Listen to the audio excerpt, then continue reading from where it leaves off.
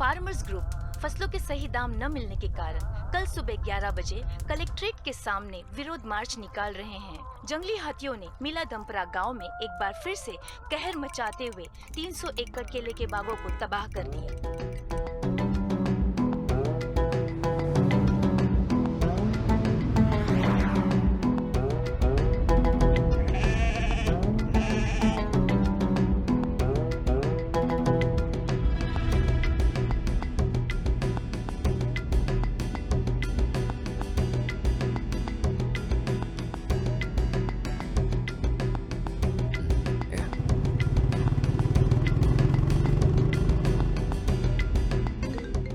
अरे कार्ती, वॉल्यूम कम कर यार, सार्थ का कॉल आ रहा है। हेलो, तुम लोग कहाँ पहुँचे? जो तुमने दुकान बताई थी जस्ट उसको अभी क्रॉस किया। अच्छा ठीक है आगे आते रहो, तुम्हें वहाँ पर एक पुलिया दिखाई देगी। पुलिया? हाँ, वहाँ पर मेरे अंकल तुम्हारा वेट कर रहे हैं। और उनका नाम बोल क्या है? कुंजप्पन। कुंजप्पन? हाँ ठीक है, हम उनको वहाँ से पिक कर लेंगे। ओके भाई, ठीक है।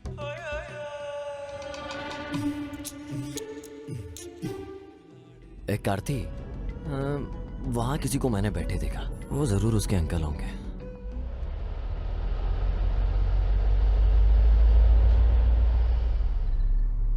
आपका नाम कुंजापन है?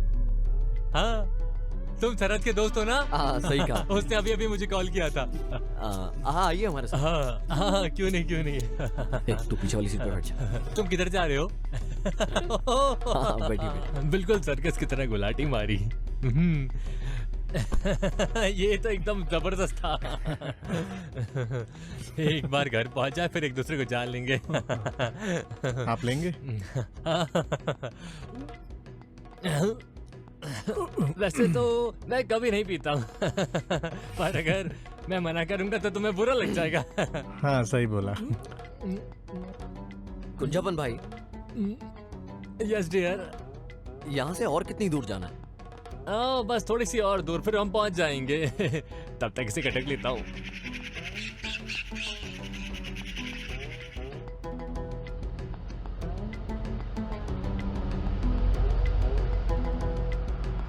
राइट लेना, नहीं, लेफ्ट, बस रुक जाओ, गेट पे थोड़ा देना, मैं खोल देता हूँ।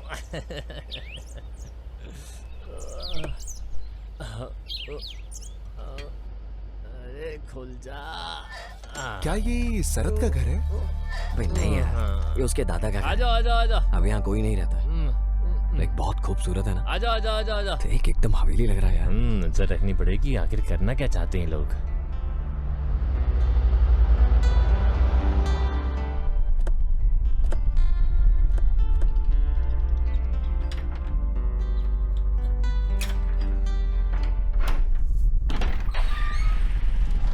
शरद। अल्लू, कितने टाइम बाद मिल रहा है यार तू? भाई मैं अभी तुम्हारे साथ नहीं आ सकता हूँ, बहुत सारे अरेंजमेंट करने हैं। तुझे तो पता है शादी की तैयारी कैसी होती है। हाँ, कोई नहीं यार, समझता हूँ। तब तक मैं तुझे अपने दोस्तों से मिलाता हूँ। ये सिया, हाय। ये कार्ती और ये उसका भाई किरण। हाय। और ये है मेरा जिगर शरद। तुमने तो बोला था कि 6 दोस्त आ रहे हैं।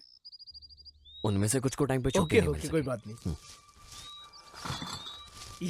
ये लो तुम्हारा स्पेशल आइटम, बिल्कुल कड़क। भाई सिर्फ एक? चिंता मत करो, बाकी बैग में है। ठीक है, चलेगा। अच्छा सुनो, खाना और चखना भी बैग में रखा है। कल 10:30 बजे मंदिर में शादी है, इसलिए मैं रात में आने की कोशिश करूंगा। ओके, मुझे पता है कि तुम बिजी हो। हाँ, मिलते हैं। बाय। Bye bye. बाय।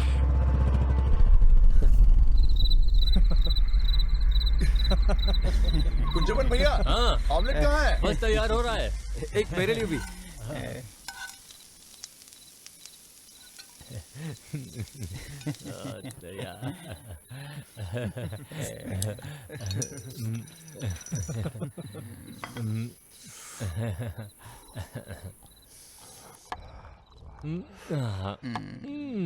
इधर पास करना यार। वैसे तो मैं नहीं पीता हूँ, लेकिन मेरी बीवी को इसकी खुशबू पसंद नहीं है। जब आपका शराब पीने का मन होता है तो क्या करते हैं? मैं क्या करता हूँ, मस्त एक गिलास ठंडा पानी पी लेता हूँ और काम बन जाता है मेरा। ऐसे इसीलिए कि आप कंजूस हो या फिर सच में अपनी पत्नी से डरते हो?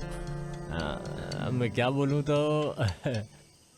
दूसरी वाली बात सच बोली है। तुम ड्रिंक और स्मोक नहीं करते हो? नहीं नहीं, वो ऐसी कोई भी चीज इस्तेमाल नहीं करेगा जो उसकी बॉडी के लिए नुकसानदायक हो। ये फ्यूचर का मिस्टर केरला है। मैंने कुछ मेडल भी जीते हैं। ओह सच में? जवानी के दिनों में मैंने भी बहुत सारे मेडल जीते थे।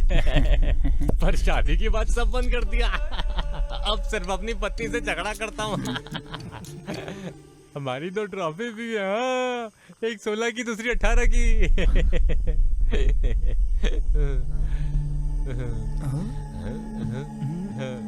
दोनों लड़के हैं।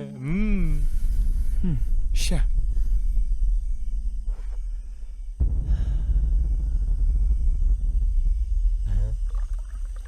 आयला, ये क्या चीज है? कॉकटेल। ओह, इसको पीने से सर दर्द नहीं होता। तो जो टंगी रहती है दुकान में वो बॉटल है ये? नहीं, वो कोको कोला होती है, ये कॉकटेल है। हाँ, वही तो मैं सोच रहा था। हाँ, सही सोचा तुमने। कुंजबन भाई, यहाँ पे बहुत ठंड है। क्या कंबल मिल सकते हैं ठंड दूर करने के लिए? मैं आपका इशारा समझ गया हूँ। बाहर आसपास में कुछ ब्लैंकेट्स हैं। वो तो ओल्ड हो गई है, कोई फ्रेश मिलेगी क्या? उसका तो कोई चांस नहीं है। तुम इसको नहीं जानते। ऐसा कोई ब्लैंकेट नहीं है जो इसकी पहुंच के बाहर हो।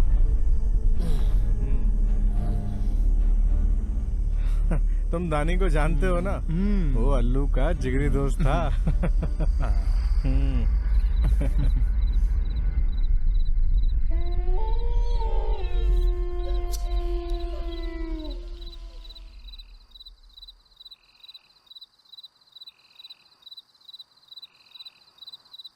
ए सिया, चल बाहर घूमने चलते हैं यार। हाँ, चलो चलते हैं।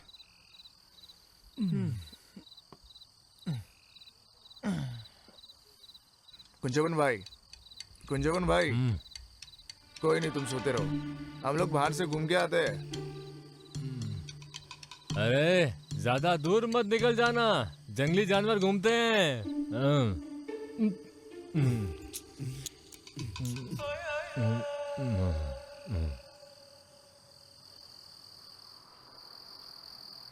हे, चल।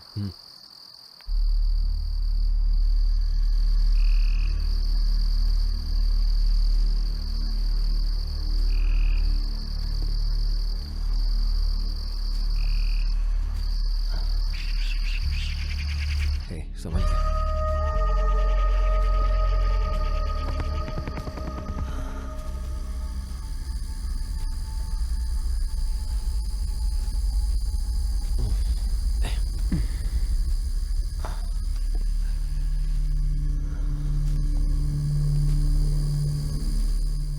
जंगली जानवर, शेर, चीता, हाथी, यहाँ तो एक बिल्ली भी नहीं है।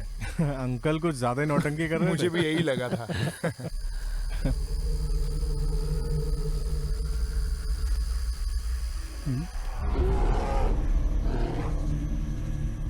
एक कार थी, वो भालू की आवाज थी।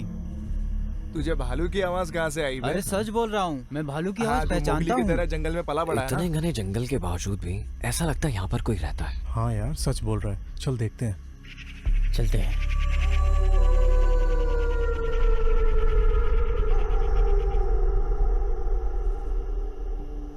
कौन है उधर? क्या तुम लोग शरद के दोस्त हो? हाँ अंकल। हाँ हाँ, शरद ने मुझे बताया था। आओ अंदर आओ। लीला, यहाँ आओ। देखो कुछ मेहमान आए हैं। अंदर आओ, आओ। जल्दी आओ, जल्दी आओ। इधर बैठो, इधर इधर। माफ करना, मैंने आप लोगों को पहचाना नहीं। ओ, कैसे पहचानोगी? तुम इन्हें पहली बार देख रही हो। ये शरद के दोस्त हैं। अच्छा हाँ, शरद ने बताया था। आप लोग बैठो, मैं चाय लेके आती हूँ। नहीं नहीं, थैंक यू आंटी, आप रहने दीजिए। दादी कौन है वहाँ? अरे इधर आओ बेटी। ये मेरे बेटे की बेटी है पवित्रा। ये लोग शरद के दोस्त हैं। हाय। हाय। हाय। हाय। शरद ने कहा था आप 6 लोग आओगे। वो कुछ लोगों को छुट्टी नहीं मिली ऑफिस से। ये पकड़ो बेटा।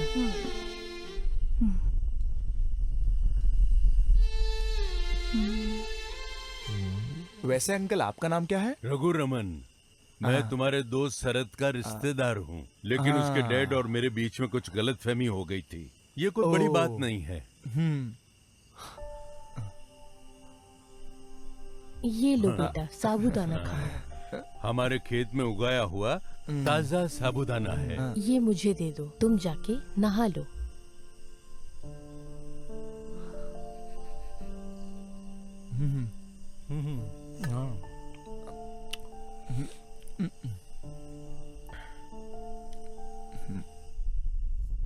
क्या हमें यहाँ जंगली हाथी दिख सकते हैं? ओ, तो तुम यहाँ हाथी ढूंढने आए हो?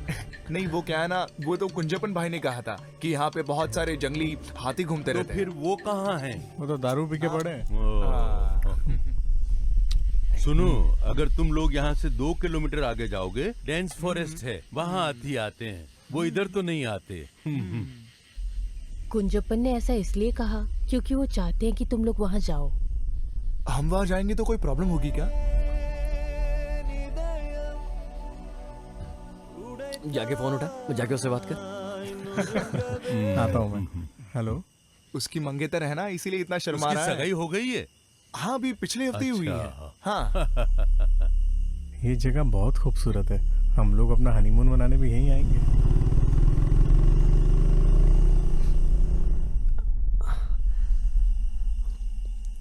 अरे यार, चार्जिंग खत्म हो। अंकल, आपके पास चार्जर मिलेगा? बेटा, चार्जर लाके देना। अरे वो नहाने गई होगी, चार्जर ड्रॉअर में है, तुम जाके ले लो।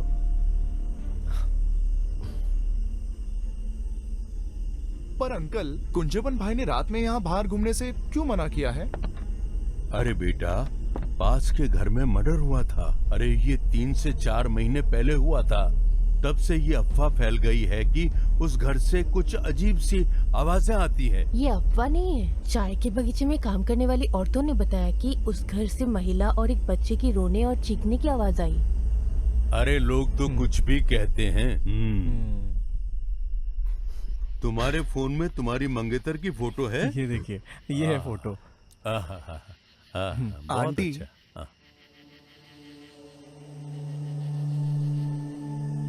क्या हुआ बेटा? उस घर में और कौन कौन मरा था?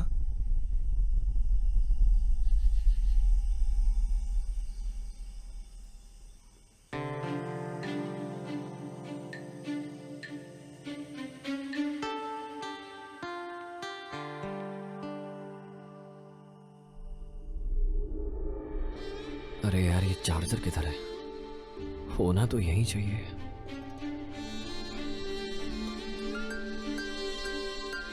इधर। ओह, ये पड़ती है। यहाँ भी नहीं है।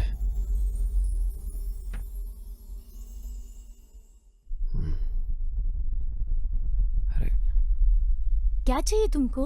अरे, फोन बंद हो गया था। आंटी ने बोला तुम्हारे पास। साइड हटो, मैं देती हूँ।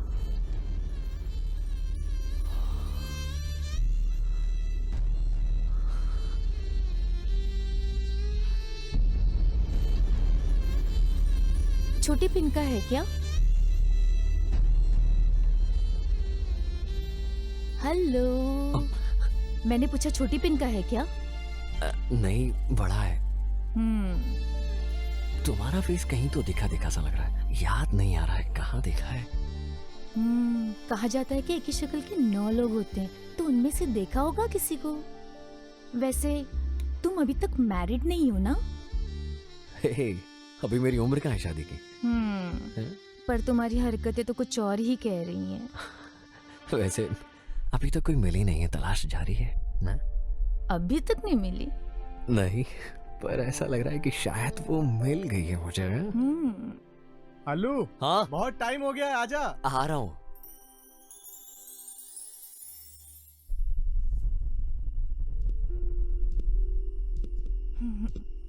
अंकल, अब हम चलते हैं। हाँ हाँ हाँ, ठीक है। सेल्फी लेना, सेल्फी सेल्फी। हाँ, सेल्फी सेल्फी सेल्फी। अरे कार्ति, चल सेल्फी लेते हैं। हाँ भाई, ठीक है।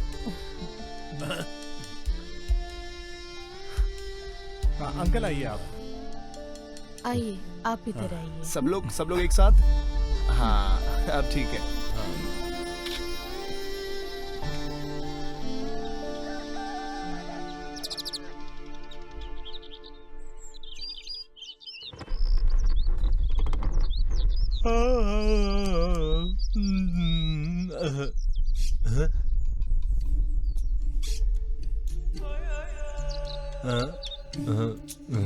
क्या सुबह सुबह।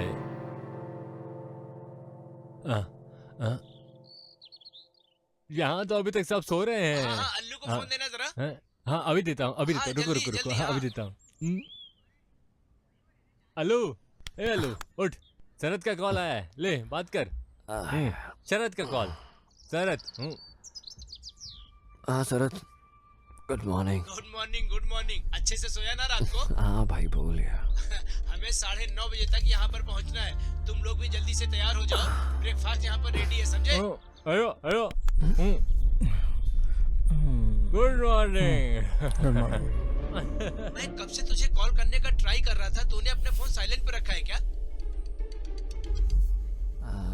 हाँ वो साइलेंट पे है। हम पहुंच जाएंगे हाँ ओके ब्रो। टाइम पे। ए गंजूमन भाई, उतर गई तेरी। बस हल्की सी सुरसुरी मच रही है, बाकी सरदर्द नहीं है मुझे। इसी को ही कॉकटेल बोलते हैं। बिल्कुल। ओए जिम वाले बच्चे उठ जा, उठ जा। ओए ओए शादी में जाना है।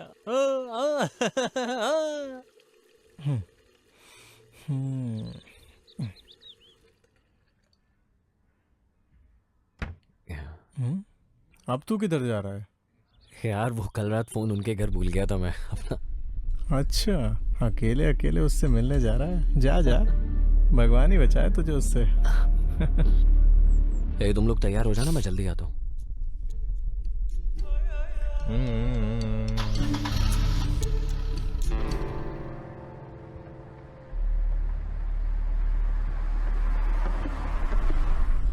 ये उधर किधर जा रहा है? निपटो।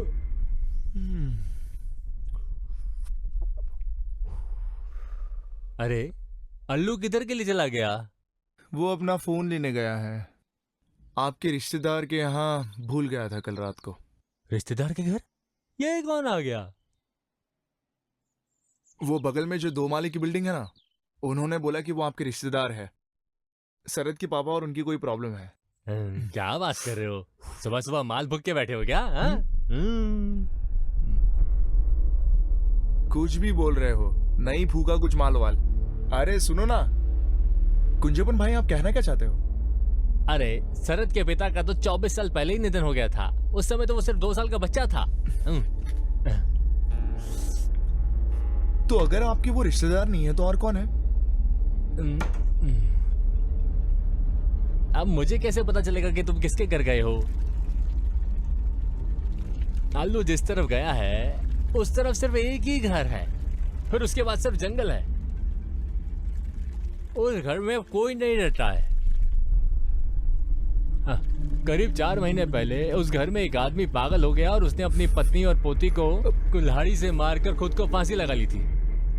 उसके पति का नाम क्या था? क्या? उसके आदमी का नाम क्या था? रघुरमन।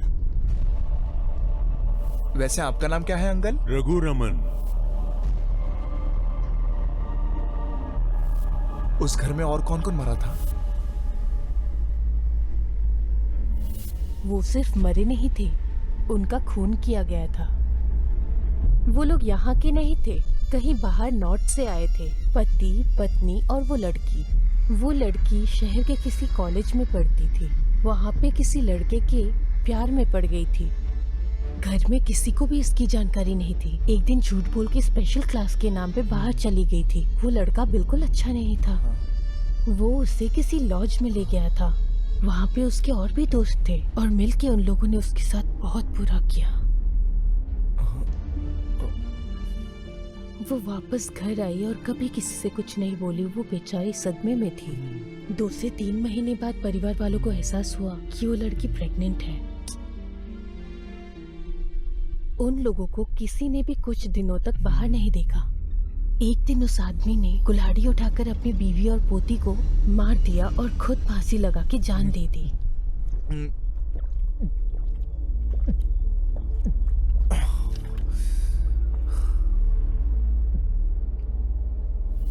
अरे तुझे वो दानी याद है ना?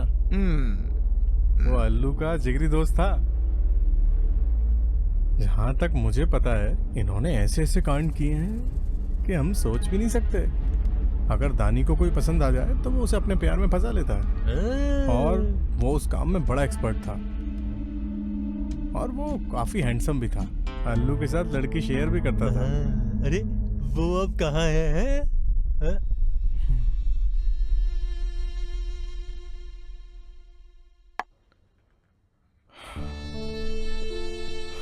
वो अब नहीं रहा, एक्सीडेंट में मारा गया 3 महीने पहले।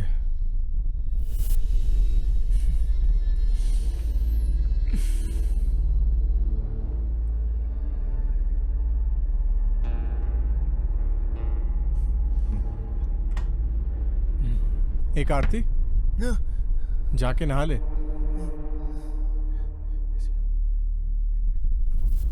एक आरती, चल सेल्फी लेना।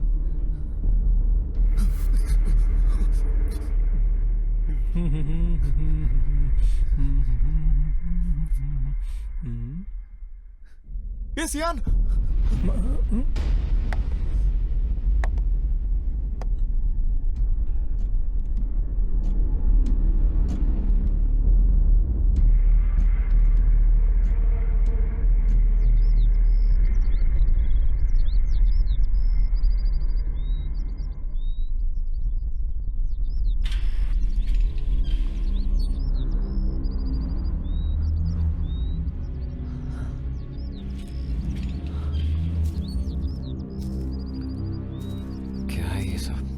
के जाले।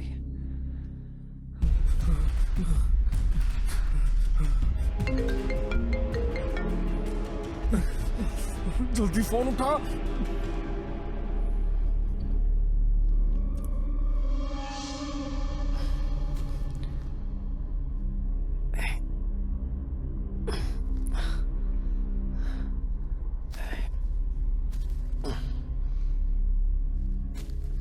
अंकल, क्या है यार ये सब?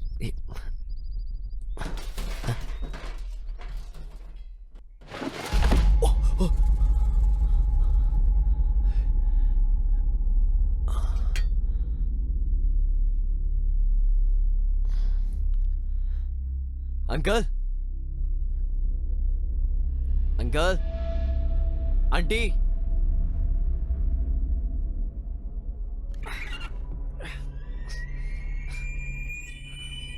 अंकल,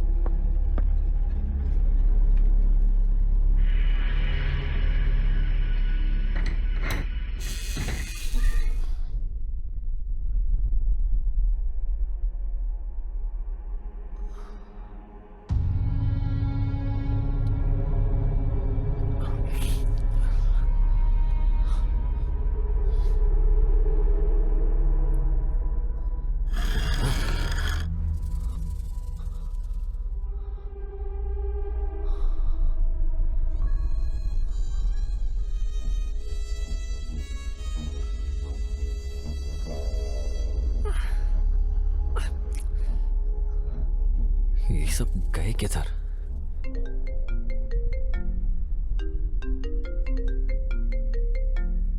ओह शिट, चार्जर किधर गया?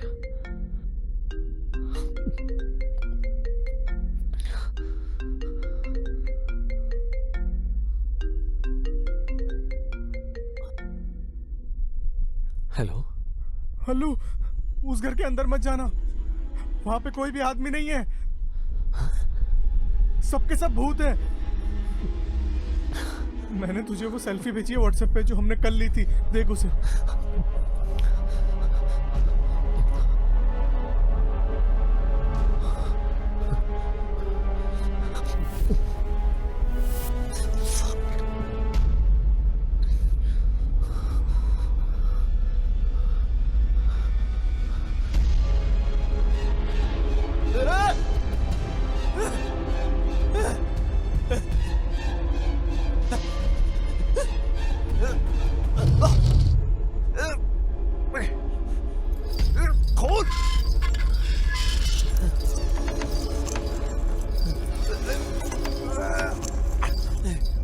खोलो।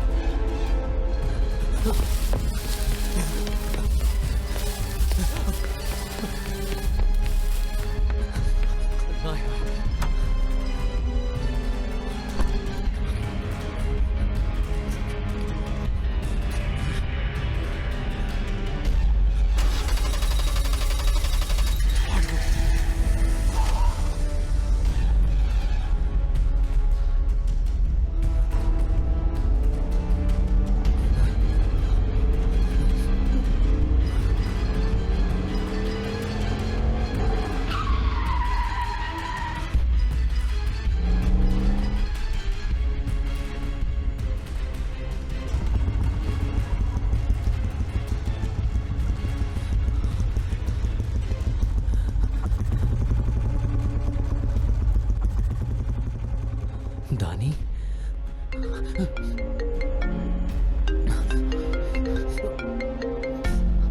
हेलो, कौन है? मैं हूँ पवित्रा।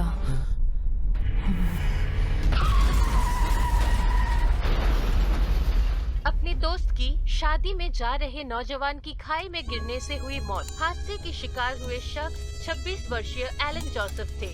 सूत्रों के हवाले से मिले जानकारी के अनुसार मृतक गाड़ी चलाते समय फोन का उपयोग कर रहे थे और घना कोहरा होने के कारण ये हादसा हो गया।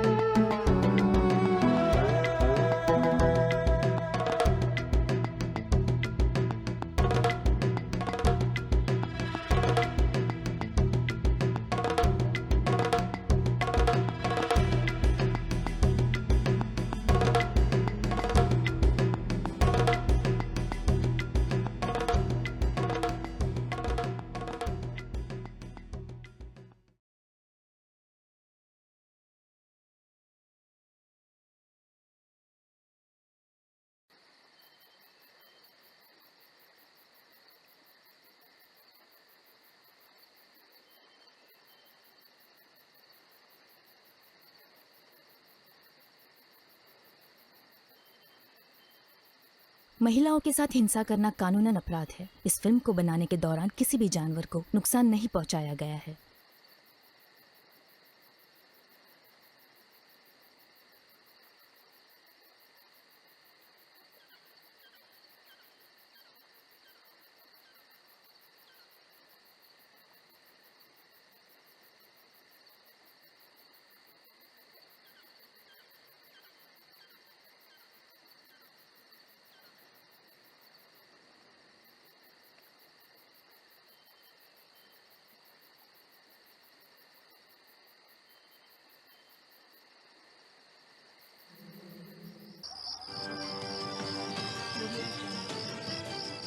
नमस्ते। आज सभी देखने वाले दर्शकों का हमारे शो सच या छलावे में स्वागत है। उड़ियन और उड़ी विद्या। आज हम इस विषय पर बात करेंगे कि उड़ी विद्या क्या है। भेष बदलकर अपने दुश्मनों को मारना। अरे नहीं दादी माँ, क्या आप ओडियन के बारे में जानती हो?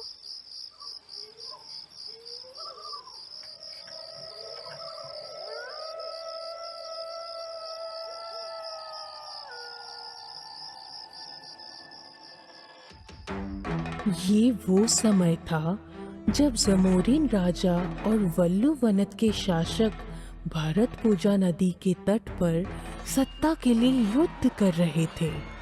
युद्ध जीतने के बाद जमोरिन राजा ने वल्लु वनत के शासकों के सारी जमीन पर कब्जा कर लिया। उसने इन जमीनों को अपने करीबी साथियों में बांट दिया और उनको वहां का पूरा अधिकार दे दिया। वरमंगलम के मधुसूदन नायर को नेत्रीमंगलम का राजा घोषित किया गया था। वो नेत्रीमंगलम प्रांत से संबंधित वल्लु वनत शासकों के प्रति सहानुभूति रखने वालों से सख्त नफरत करता था। उसने उनके करों को दुगना कर दिया, उनकी औरतों पे बहुत अत्याचार किया और उनके साथ दुर्व्यवहार किया। उस समय के दौरान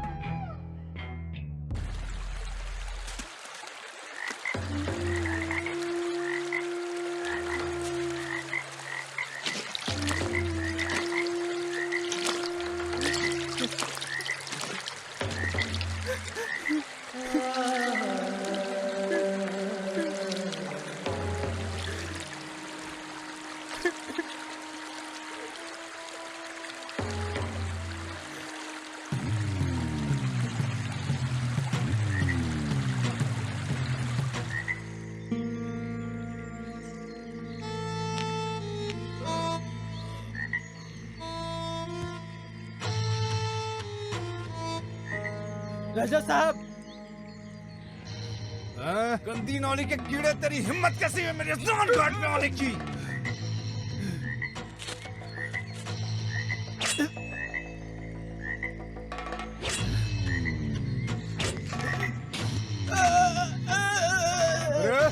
वासु, रामा, जल्दी आओ यहाँ। जाने दो मुझे। उठा के फेंक दो इसे।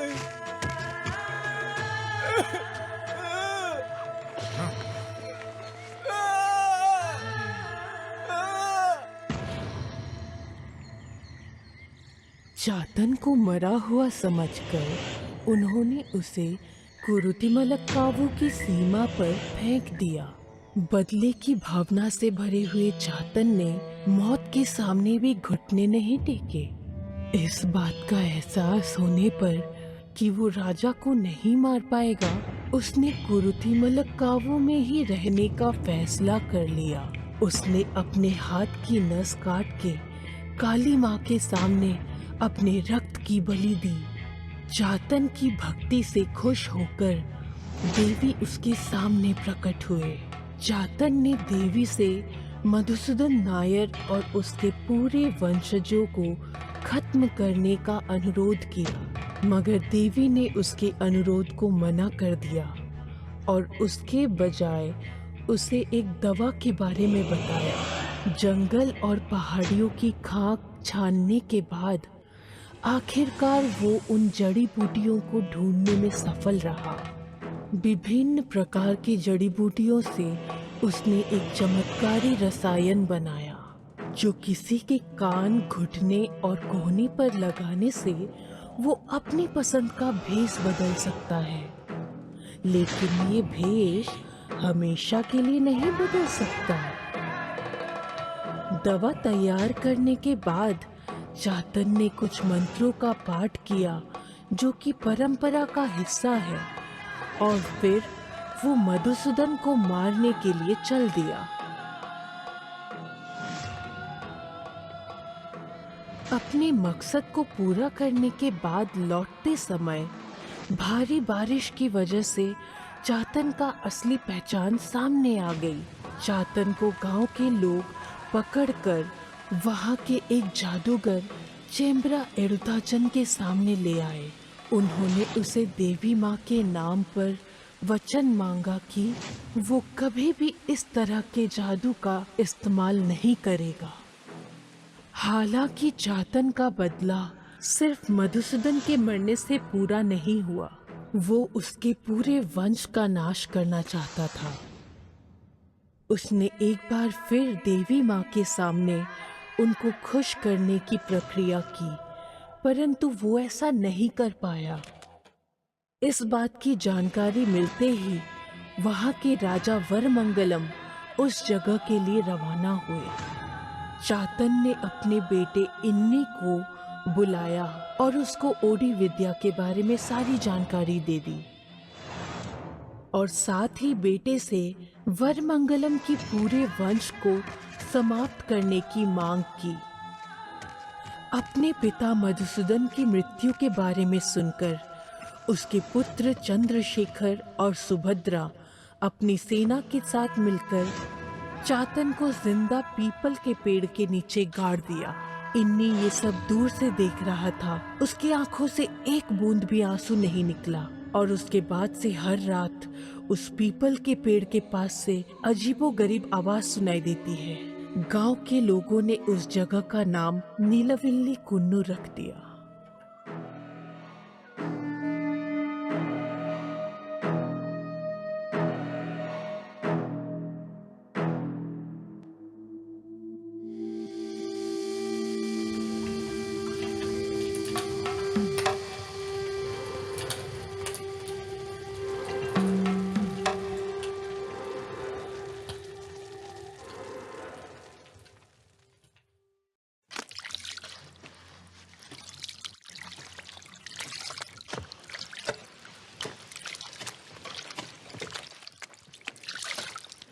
अरे सब लोग भाग क्यों रहे हैं? तुझे कुछ पता नहीं है क्या?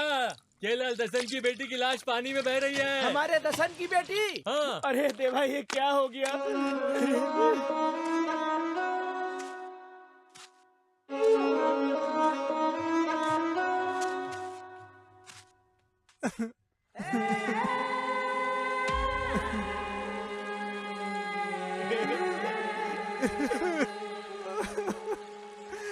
ये क्या हो गया मेरी बेटी को?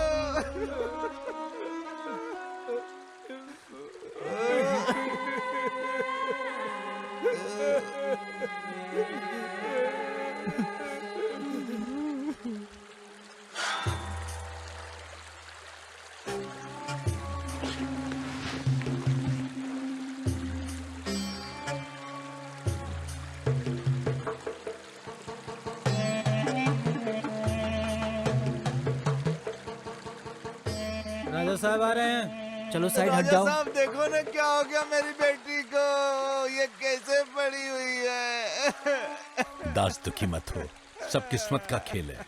रामा, ज्यादा समय मत लगाओ, क्रियाक्रम जल्दी करो। जी राजा साहब।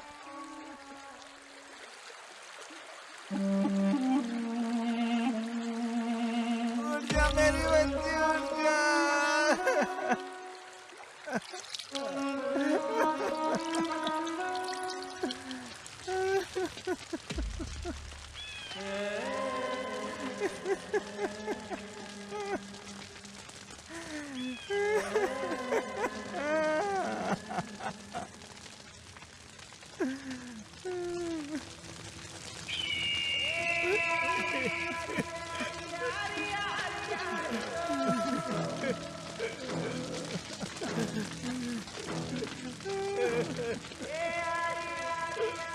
इन्नी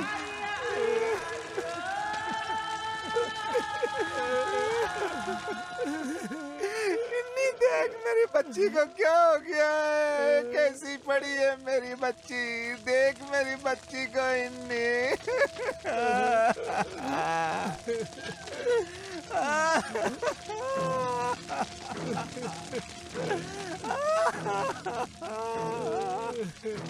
इन्नी देख क्या हो गया मेरी बच्ची को, कैसे पड़ी है, देख इन्नी, देख। अब मैं क्या करूं? उसने अपने हाथ में पकड़ा हुआ था।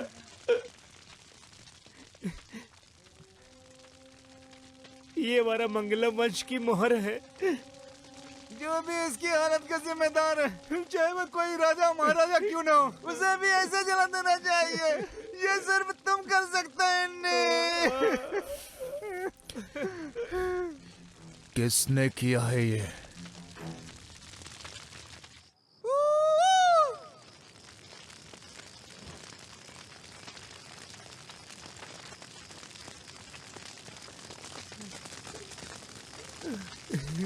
इन्नी, हमारी बच्ची को राजा के लड़के ने मारा है।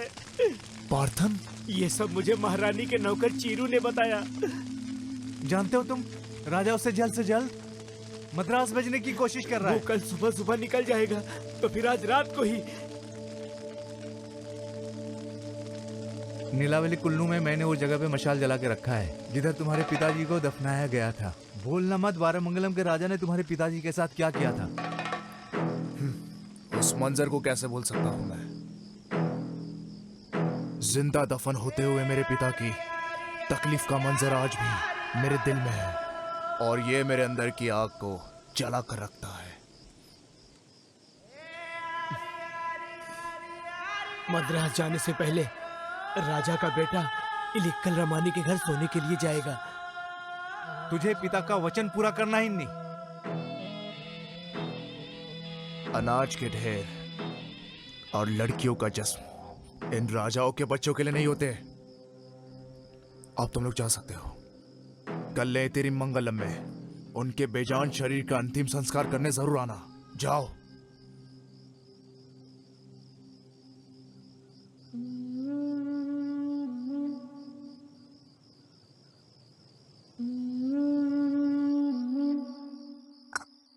सूर्यास्त के बाद गर्भवती महिला को बाहर कदम नहीं रखना चाहिए मेरी बच्ची।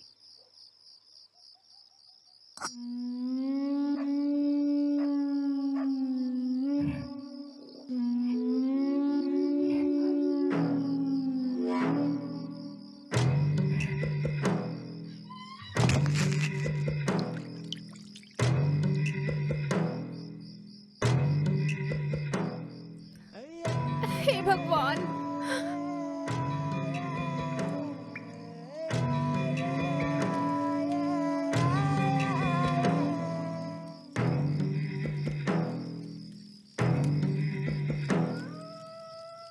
राजा साहब, मद्रास में रमानी जैसी औरत और कोई नहीं होगी क्या? हाँ ना रामू, पर वो इनके जैसी खूबसूरत तो बिल्कुल भी नहीं है, और तो और उनके पास से बहुत ज्यादा बदबू भी आती है। राजा जी, तो आप मद्रास भी गए हैं?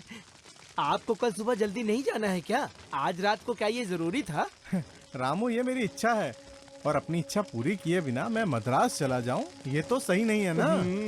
हाँ? रामू,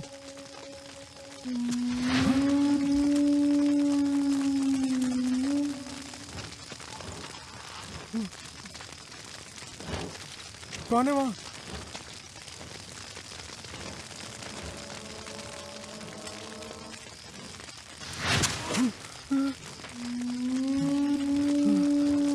कौन है वहाँ?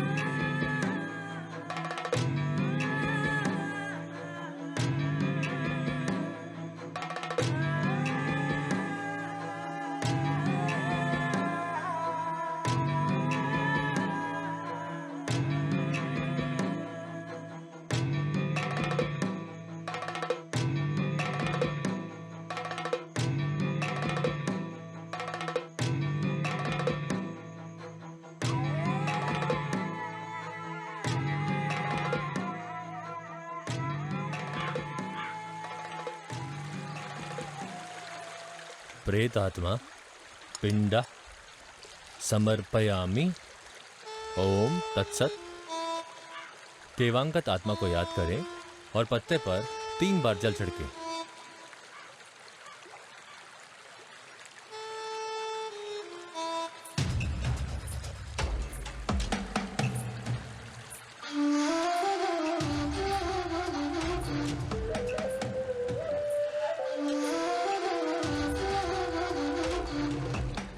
बारामंगलम के राजकुमार की कुर्बानी देने के बाद भी आप संतुष्ट नहीं हुए बड़े भैया? मुझे बहुत अच्छे से पता है कि ये किसने किया है और ये भी पता है कि ये क्यों किया गया है। वो चाथन का लड़का इन्नी है, अपने पार्थन के। आप बस हमें एक बार हुक्म दीजिए।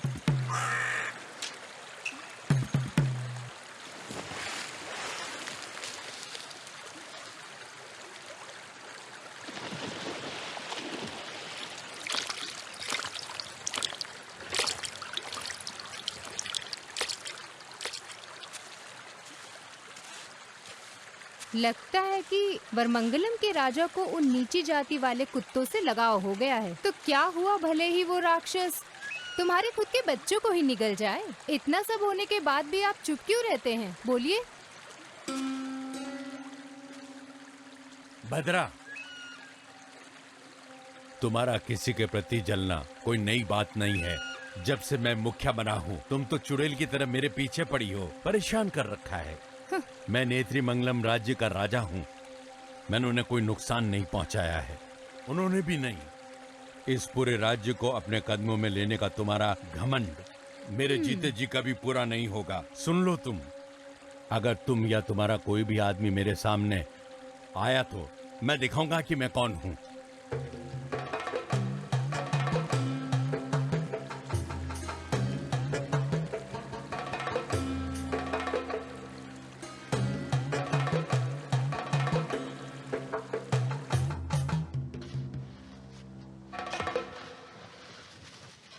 अरे तुमने दासन और इन्नी को देखा है क्या? इन्नी, महारानी तुमसे मिलना चाहती है, तुमको तुरंत उनके पास जाना चाहिए। महारानी सुभद्रा, ठीक है आते हैं। वैसे वो हमसे क्यों मिलना चाहती है? उस औरत में अपने पूर्वज के सभी गुण हैं। चलो चलते हैं।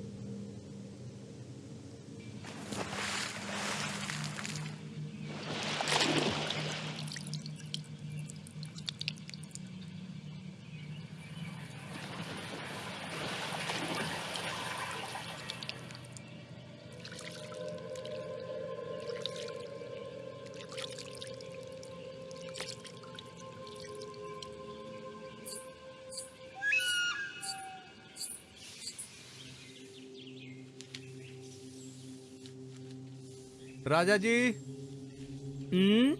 महारानी हमसे मिलना चाहती है, कुमारन कह रहा था। उधर किनारे खड़े हो जाओ।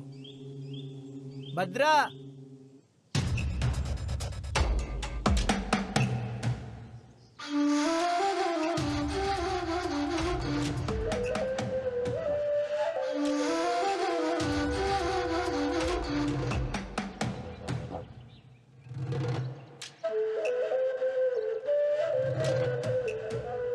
हाँ अब बस करो, खाना खा के काम करना।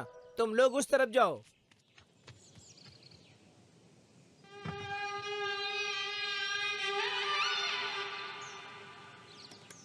महारानी जी, हमें क्यों याद किया आपने?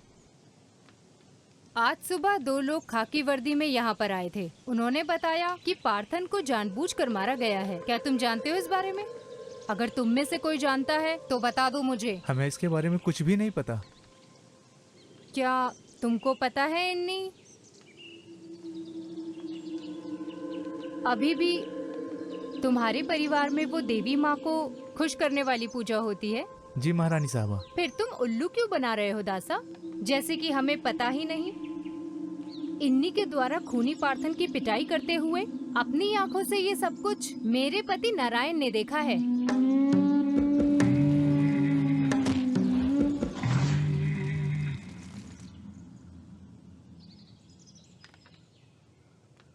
अगर मैं ये सारी जानकारी खाकी वर्दी वालों को दे दूं, तो चंदापुरा जंक्शन पर 2 लोगों की फांसी तय है। नहीं तो गांव वाले जो कि बड़े भाई को अपना देवता मानते हैं, वो सभी लोग मिलकर तुम्हें मार देंगे। तो अब बोलो दासा। मुझे ये करना था महारानी। मुझे ना ही कोई अफसोस है और ना ही कोई पछतावा। मैं हर प्रकार की सजा के लिए तैयार हूँ। इसकी कोई सजा नहीं है इन्नी, बल्कि हमारे पास तुम्हारे लिए उपहार है। वरमंगलम राज्य में मेरे बड़े भाई को, चंद्रशेखर को रास्ते से हटा दो तो वो सारा राज्य मेरे कदमों में होगा। तुम्हें एक बार फिर से उड़ी विद्या करनी होगी। नहीं महारानी, मैं राजा के प्रति इतना क्रूर नहीं हो सकता हूँ। इन्नी, तुम कर सकते हो। तुम उस चेतन के बेटे हो जो नीलावनी कुन्नू में दफन है। बिना किसी कारण के मैं राजा को क्यों मारूं? किसने कहा कि कोई कारण नहीं है? क्या ये तुम भूल गए कि कैसे तुम्हारे पिता चाथन को जिंदा जला दिया गया था? समझे? हम करेंगे महारानी। तुम्हारी बातों पर विश्वास नहीं कर सकते दासा। तुम्हें देवी माँ के सामने वचन लेना होगा।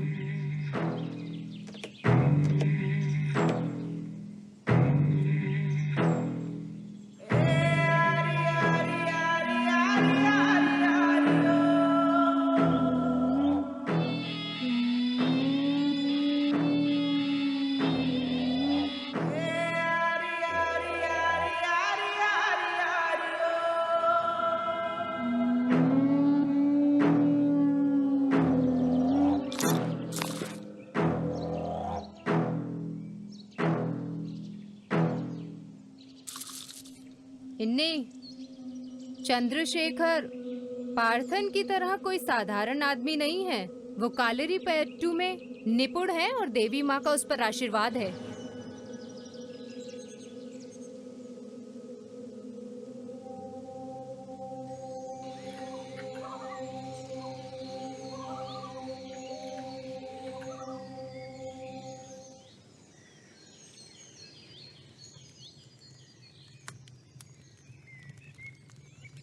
जिंदा दफन होने से पहले तेरे पिता ने क्या कहा था, तुम्हें याद नहीं है? उसे मरना होगा, उसके पूरे वंश को खत्म करना होगा।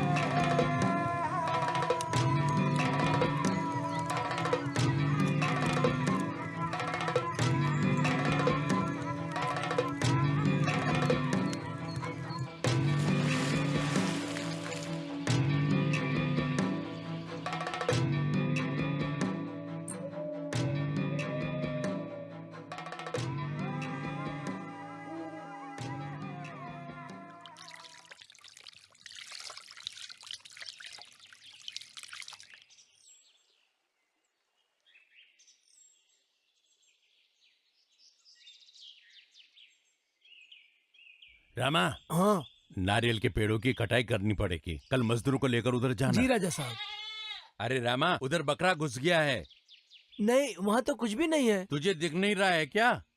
नहीं राजा साहब, सिर्फ आंखों का छलावा है। मेरी आंखें तुझसे ज्यादा तेज है, समझा? तू जा, मैं संभाल लूंगा। जी राजा जा। साहब।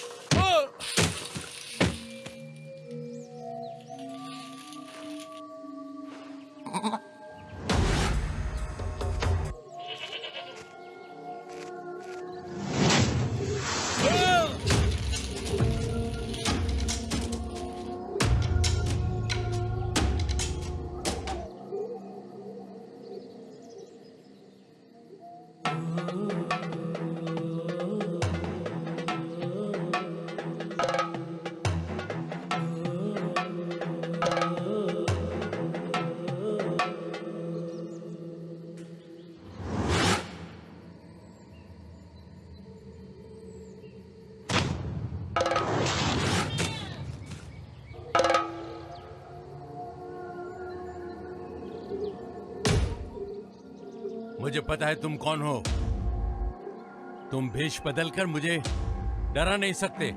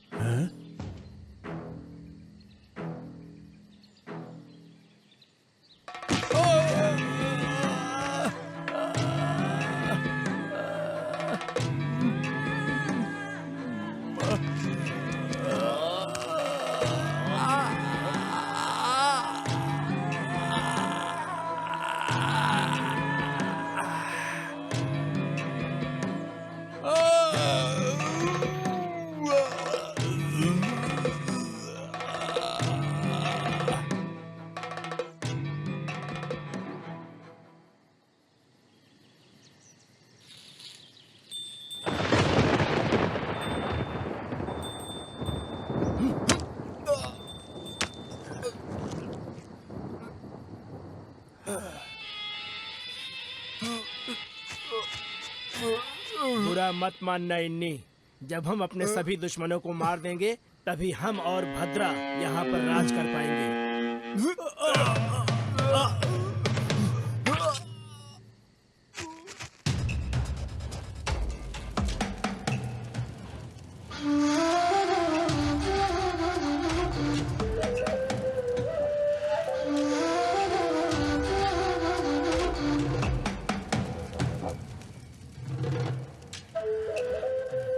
क्या हुआ इन्नी?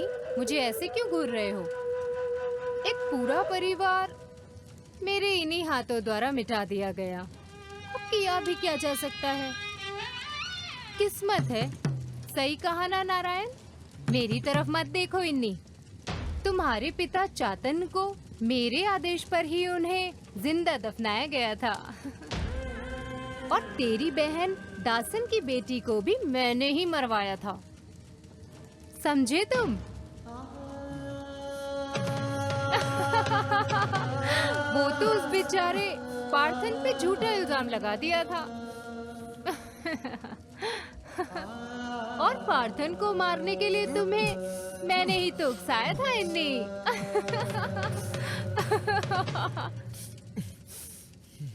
अब मुझे बस एक और आदमी को मारना है जो इन सब का साक्षी है। तुम्हारा दासन। वहाँ देखते रहो इन्नी।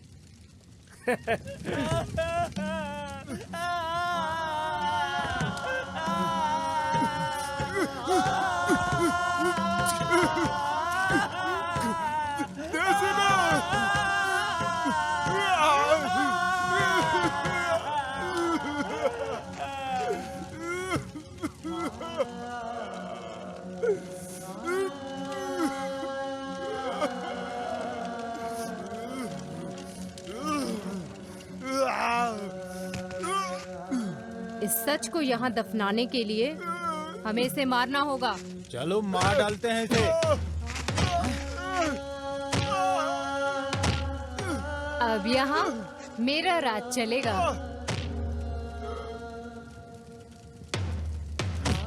भद्रा का नेत्र्य मंगलम।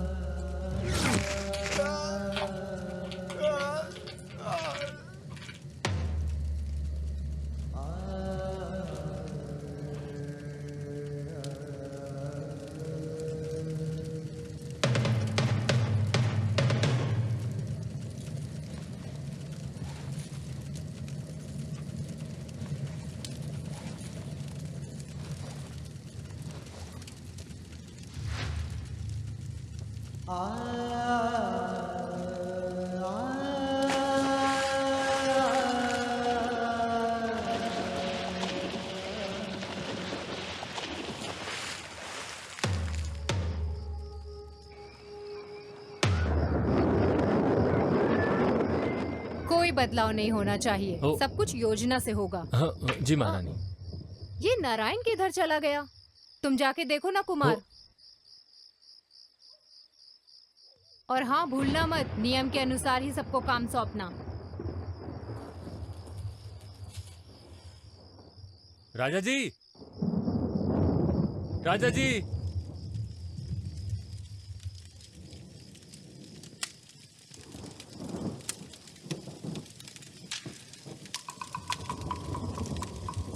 महारानी जी, खून।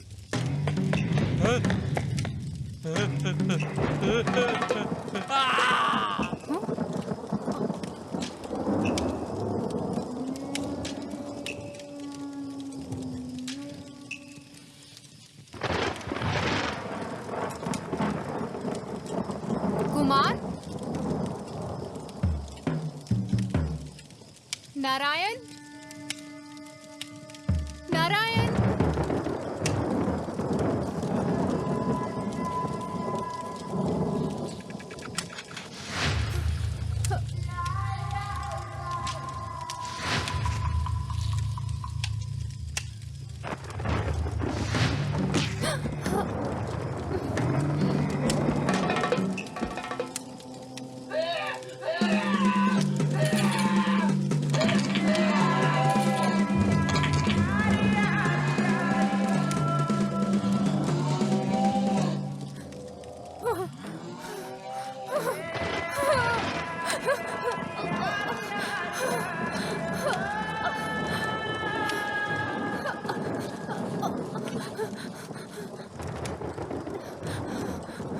महारानी जी, महारानी जी।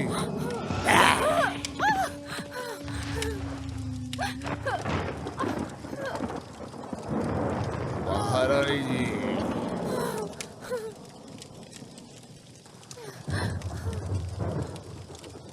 अहम कालीन चुड़ै देवा प्रतमा शिवम नित्रय दो तस्मा। तो आज हमने बात की उड़ियान और उड़ी विद्या के बारे में। सच या छलावा कार्यक्रम एक बार फिर आएगा नए एपिसोड के साथ। तब तक शुभ रात्रि।